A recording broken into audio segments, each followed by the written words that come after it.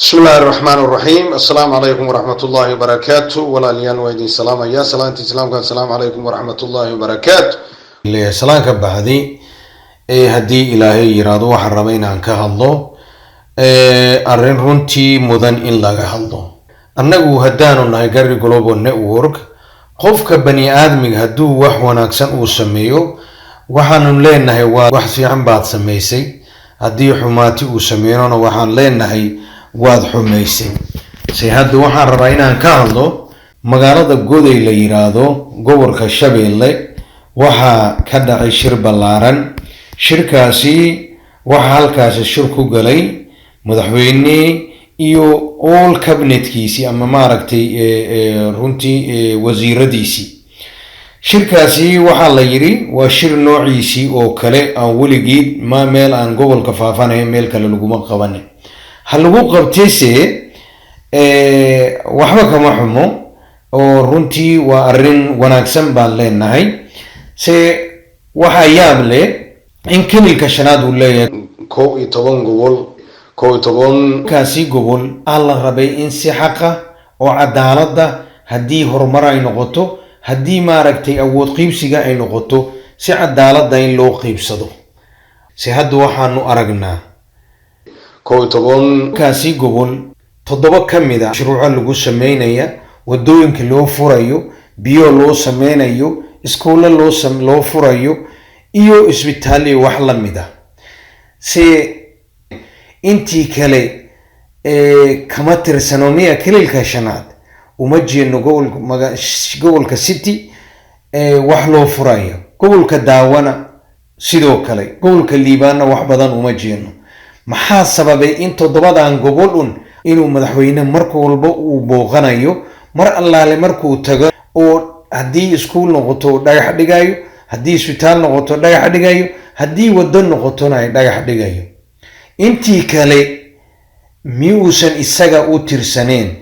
maxaa u diiday madaxweynaha inuu sameeyo ama equal ama wax u dhigma inuu waxay kuwa kale u sameeyay gobolladii kale maxaa uu sameyn waayay khaasatan gobolka daawa saddexdii sano madaxweyne meesha joogay maanta haddii madaxweyne uu sheeganayo hal guri ama hal qol ama musqul saddexdii sano uu meesha fadhiyay anaa dhagax dhigay waana la dhameeyay waana la furay hadduu yiraahdo hal baan siinaya haddii uusan sameynise xaqdarrada intaas la eg oo madaxweyne uu ku kacayo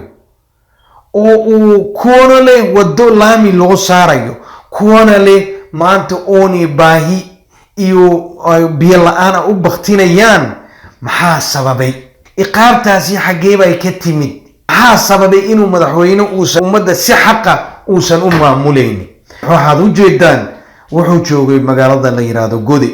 ummadii kale anagu kama xumin waxa loo qabto horumar loo sameeyo gobolladii kalena hal meel ma aheene meelaha kalena waa inuu madaxweynaha oo maaragtay oo ku dara at least wuxuu qabto bal fiiriya gobolkaasi daawa waa gobol abaar ay ku soo habsatay colaad ay ku soo habsatay ummadii ay baaba ahaayeen waxyaaba noocaasiya haddii waxyaaba gobolka hadduu sidaa yahay waxaa la rabaa in uu maaragtay priority kood la siiyo haddii kuwaanay laami haystaan biyona haystaan caafimaadna haystaan sida gobolka daawo aan waxba haysanin waxaa la rabaa in kor loo soo qaado haddii rabtid iyosan la simin laakiin meel dhaxay la soo gaarsiiyo in maanta madaxweyne Mustafa uu 3 sano uu meeshii fadhiyay uusan maanta u sheegan karaynin gobolkaas waxaan buuqahayn haddii maanta uu maamul uu dhiso dowlad isku shaandhayn uu ku sameeyo wuxuu ka bilaabaa gobolka daawo hoos buu dhiga dadka haddii jiga haystaan jigadii wuu ka qaada guddi fulin buu ka qaada golaha dhexe buu ka qaada wasiiro ayuu u diida war gobolka muxuu ka galabsaday Mustafa bal maxay ummadda halkaa joogta ninkan ka galabsadeen maxaa sabab u ah inuu maaragtay oo uu yira inuu saa u galo uusan waxba qabanin oo maanta aan hal cirbad aan la sheeganaynin maanta madaxweynaha waxaan weydiinaynaa gobolka wax godoba haddii uu isaga ka galay oo ama wax dhiba isaga u geystay gobolkaasi taas u ciqaabayo waxa la rabay in loo sheego waa u garbaxi lehen ummadaas ay leenahay u garbaxa ninkan idinka ka gardarani gobolka maanta lama yaqaano cid xukunta dawladda halka ka jirta gobolka xukunta maray ummadaasi waa ka quusteen inaasan dawlad meesha ka jirin taa waxay ka sii daran gobolka madaxweynuhu wuxuu hoosgeeyay ninka shaale la yiraahdo ayuu yiri adigu maamul gobolka taas ay u egtahay waayo maanta haddii qof la soo magacaabayo gobolka daawo loo magacaabayo waa ina shaale soo mara odayaasha iyagu wax oo coda kuma laha siyaasiyiinteenna cod kuma laha haddii maanta la yiraahdo qof baa la soo magacaabaya berito shaale baa diidaya cabinet baa la soo magacaabaya shaale baa diiday gudoomiye gobolka la soo magacaabaya shaale baa diiday gudoomiye xisbiga gobolka la magacaabaya shaale waa inuu qancaa haddii uusan shaale ku qanacsaneen hal qof oo halkaa lama soo magacaabi karo shaale awooddaasi oo gobolkaasi ku leeyahay gobolladii kale ma ku leeyahay gobolka faafan magacaabistiisii maamulkiisii ma talo ma ku leeyahay gobolka city talo ma ku leeyahay gobolka afdheer talo ma ku leeyahay dhagax buur talo ma ku leeyahay goday talo ma ku leeyahay sida aniga la tahay inuusan waxba ku lahayn wuxuu talo ku leeyahay oo isagoo xukuma maantii la-aantiisa uusan waxba noqonaynin qof gobolka daawo ka soo jeeda waa arrin la yaab leh maxaase sababay in talada iyagu gobolka iyagu ay ka go'do shaale maanta maxaa sababay odayaasha iyagu cooda kuma laha inay qof ay yiraahdaan soo magacaaba haddii maanta la yiraahdo qofkaas dadkan u fiican gobolka u fiican berito waxaa soo diidaya shaale arrinka noocaaniya Haile Selassie markuu jiray Ethiopia qolo wasiiraha oo markaa nin walba qeyb baa la siinaya raashinka halka ka soo baxay wasiir baa qaadanaya magacana waxaa la yiraahdaa qiisanya ayaa la yiraahdaa annaga ditaas baa ma haysata inaan dulmiga nalagu sameeyo gobolkaasi la dulmo awood loo sheegto awood dowladnimo loo sheegto awood dhaqaale loo sheegto runtii arrin aad u foolxun waa maxaa sababay in shaale oo xukun la-aantiisii aan cidna la magacaabaynin la-aantiisii aan qofna loo soo diri karaynin maxaa sababay sababteedii waxaan u aanaynayaa aan ku eedeynayaa madaxweyne Mustafa gobolka waxaan u malaynayaa in argoosi lagu hayo sababtuna waxay tahay dowladdii hore Cabdi Maxamed Cumar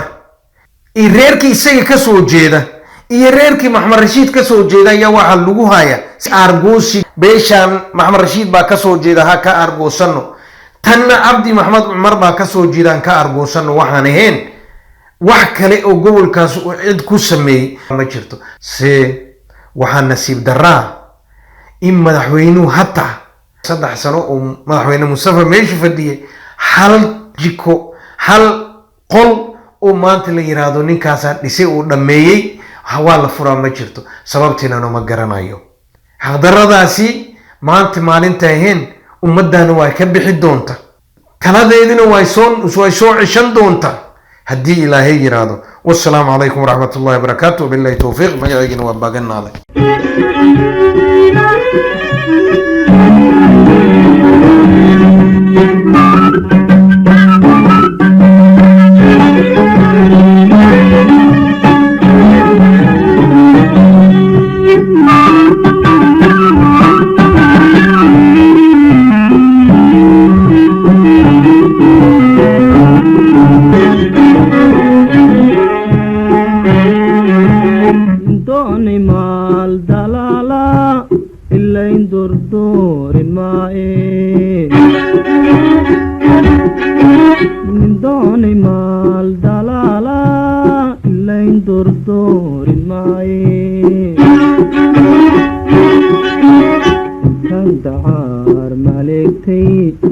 أنا إسلابا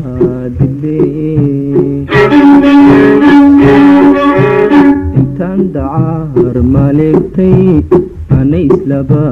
دلي أغو إيغا دمبيو داني وحرقو اسويدي أغو إيغا دمبيو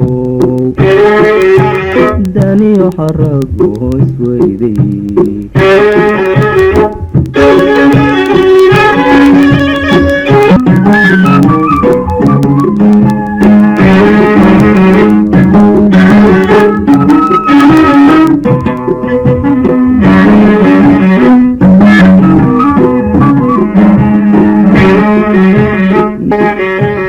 Ogo iga dambeeyo dani xarago isweyday